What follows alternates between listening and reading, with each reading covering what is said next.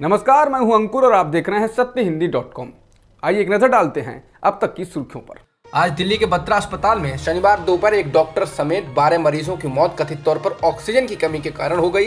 ये सप्ताह में दूसरी बार है जब ऑक्सीजन की कमी के चलते मरीजों को अपनी जान गंवानी पड़ी है। दिल्ली हाईकोर्ट में राजधानी दिल्ली में गहराते ऑक्सीजन संकट पर चल रही सुनवाई के दौरान अस्पताल के अधिकारियों ने बताया कि ऑक्सीजन रीसप्लाई के लिए टैंकर अस्पताल में दोपहर 1:30 बजे पहुंचे, जिसके कारण अस्पताल के मरीज करीब 80 मिनट तक बिना ऑक्सीजन के ही रहे थे।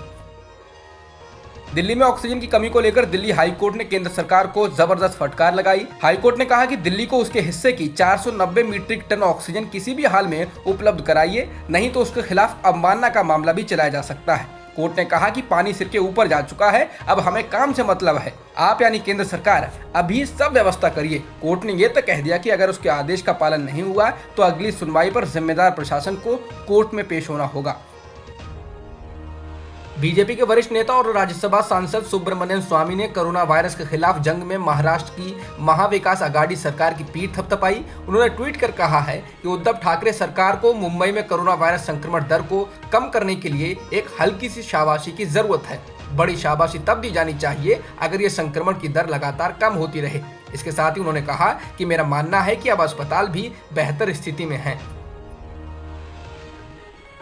रॉयटर्स की खबर के मुताबिक सरकार द्वारा ही गठित किए गए वैज्ञानिक सलाहकारों के एक फोरम ने मार्च की शुरुआत में ही देश में एक नए और ज्यादा संक्रामक वेरिएंट के फैलने की चेतावनी दी थी।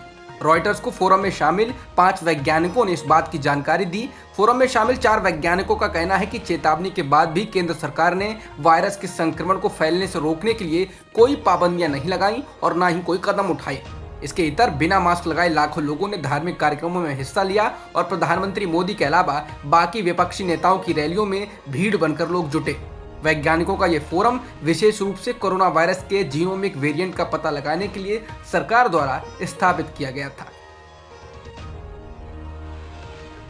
सुप्रीम कोर्ट ने यूपी में पंचायत चुनाव की मतगणना 2 मई यानी कल कराने की इजाजत दे दी है, लेकिन जीत के बाद जश्न पर रोक लगाई। सुप्रीम कोर्ट ने यह फैसला यूपी चुनाव आयोग द्वारा यह सुनिश्चित किए जाने के बाद किया है, जिसमें कहा गया है कि कोरोना से बचाव के लिए मतगणना केंद्रों पर पर्याप्त सुरक्षा उपाय किए गए हैं। बता दें, इससे पहले सुप्रीम कोर्ट ने उत्तर प्रदेश चुनाव आयोग को फटकार लगाते हुए कहा था कि यदि पंचायत चुनाव के वोटों की गिनती 2 हफ्ते बाद हुई तो आसमान नहीं गिर पड़ेगा। उत्तर प्रदेश में जबरदस्त कोरोना प्रसार के बीच 4 चरणों में संपन्न हुए पंचायत चुनाव प्राइमरी स्कूलों के शिक्षकों के लिए जानलेवा साबित हुए हैं। प्राथमिक शिक्षकों के संघ के मुताबिक इस पूरी कवायद में कोरोना से 700 से ज्यादा शिक्षकों की जान चली गई है। शिक्षक संघ ने मृत शिक्षकों की सूची जारी कर सरकार से जवाब मांगा है कि कोरोना की जबरदस्त लहर के बीच आखिर क्यों चुनाव कराए गए। संघ ने मृत शिक्षकों के लिए 50 लाख रुपए का मुआवजा और उनके आश्रितों को नौकरी की मांग करते हुए कहा कि सभी संक्रमितों का सरकारी खर्च पर बेहतर इलाज करवाया जाए।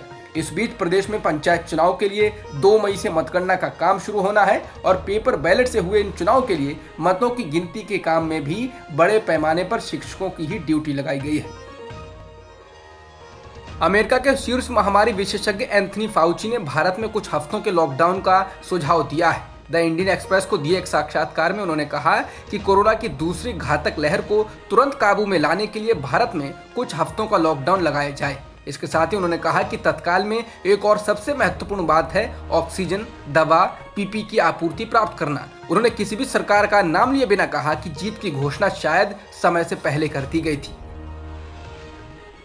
दिल्ली में कोरोना महामारी के बढ़ते मामलों को देखते हुए लॉकडाउन को एक और हफ्ते के लिए बढ़ा दिया गया है। दिल्ली के मुख्यमंत्री अरविंद केजरीवाल ने ट्विटर पर इसकी जानकारी दी है। बता दें, ये दूसरी बार है जब दिल्ली में लॉकडाउन को 1 हफ्ते के लिए बढ़ाया गया है। मध्य प्रदेश में कोरोना के कारण बनी बदहाल परिस्थितियों को लेकर महर से बीजेपी विधायक नारायण त्रिपाठी ने सीएम शिवराज सिंह चौहान को पत्र लिखकर तीखा हमला बोला है।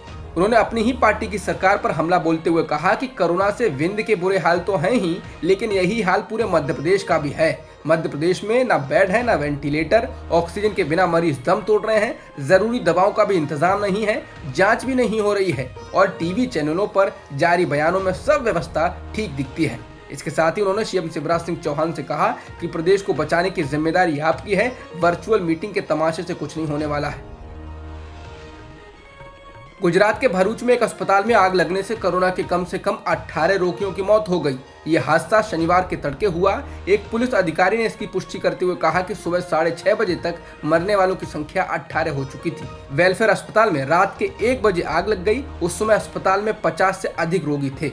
स्थानीय लोगों और दमकल विभाग के कर्मचारियों ने अस्पताल से रोगियों को बाहर निकाला। उस समय मरने वालों की संख्या 12 हो चुकी थी। मद्रास हाईकोर्ट ने चुनाव आयोग की उस याचिका पर सुनवाई करने से इनकार कर दिया जिसमें आयोग ने मांग की थी कि वो कोर्ट द्वारा की गई मौखिक टिप्पणियों की मीडिया रिपोर्टिंग पर रोक लगा दे। आयोग ने कहा था कि मौखिक टिप्पणियों की मीडिया रिपोर्टिंग से चुनाव आयोग की छवि धूमिल होती है। हालांकि कोर्ट ने इस याचिका पर सुनवाई करने से इनकार कर दिया। चुनाव आयोग कोर्ट की उस टिप्पणी के मीडिया पर छपने के बाद कोर्ट गया था जिसमें कोर्ट ने कहा था कि कोरोना की दूसरी लहर के लिए चुनाव आयोग जिम्मेदार है और जिम्मेदार अधिकारियों पर संभवतः हत्या का केस चलना चाहिए। बीजेपी जहां 5 विधानसभा चुनाव जीतने के लिए जी जान से जुटी हुई है, वहीं कर्नाटक में उसको बड़ा झटका लग रहा है। राज्य में बीजेपी को नगर निकाय चुनाव में करारी मात मिली है। 10 स्थानीय निकाय चुनाव के लिए चुनाव हुए थे, उनमें से 7 पर कांग्रेस ने कब्जा जमाया है। सिर्फ 1 सीट पर बीजेपी को जीत मिली है। अब तक की खबरों में इतना ही। बाकी खबरों के लिए बने रहिए सत्यहिंदी.com के साथ।